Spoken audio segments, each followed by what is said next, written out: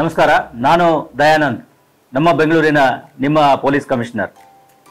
ಇತ್ತೀಚಿನ ದಿನಗಳಲ್ಲಿ ಸೈಬರ್ ವಂಚಕರು ನಿಮ್ಮನ್ನು ವಂಚಿಸಲು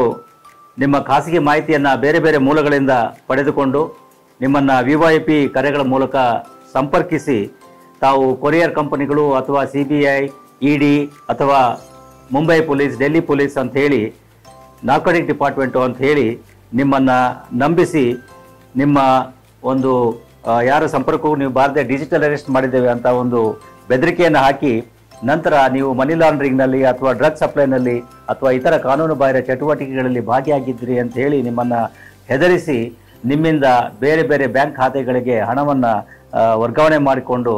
ಮೋಸ ಮತ್ತು ವಂಚನೆ ಮಾಡ್ತಾ ಇರತಕ್ಕಂಥದ್ದು ಕಂಡು ಬಂದಿದೆ. ಆದರೆ ಇದರಲ್ಲಿ ಗಮನಿಸಬೇಕಾಗಿರ್ತಕ್ಕಂಥದ್ದು, ಯಾವುದೇ ತನಿಖಾ ಸಂಸ್ಥೆಗಳಾಗಲಿ, ಅದು CBI ಇರ್ಬೋದು, ED ಇರ್ಬೋದು, ಅಥವಾ ಯಾವುದೇ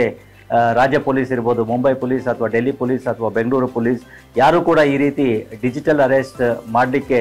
ನಮ್ಮ ಕಾನೂನಿನಲ್ಲಿ ಅವಕಾಶ ಇಲ್ಲ ಮತ್ತು ಮಾಡೋದು ಇಲ್ಲ. ಇದೊಂದು ಸಂಪೂರ್ಣ ಸುಳ್ಳು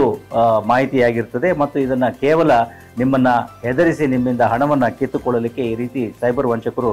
ಮಾಡ್ತಕ್ಕಂಥ ಒಂದು ವಂಚನೆಯ ವಿಧ ಆಗಿರುತ್ತದೆ. ಆದ್ದರಿಂದ ನೀವು ಯಾವುದೇ ಈ ರೀತಿಯ ಕರೆಗಳನ್ನು ನೀವು ಸ್ವೀಕರಿಸಿದ್ದೇ ಆದಲ್ಲಿ, ಯಾರಾದರೂ ಈ ರೀತಿ ನಿಮ್ಮನ್ನು ಈ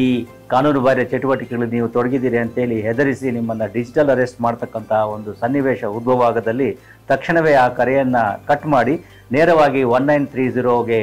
ಕಾಲ್ ಮಾಡಿ ಎಲ್ಲ ಮಾಹಿತಿಗಳನ್ನು ನೀಡಿದರೆ ಅವರು ಇದರ ಮೇಲೆ ಕ್ರಮ ಕೈಗೊಳ್ತಾರೆ. ಅಥವಾ ನೀವು ಸ್ಥಳೀಯ ಪೊಲೀಸ್ ಠಾಣೆಗೆ ಹೋಗಿ ಅಲ್ಲಿಯೂ ಕೂಡ ಇದರ ಬಗ್ಗೆ ಮಾಹಿತಿಯನ್ನು ನೀಡಬಹುದಾಗಿದೆ.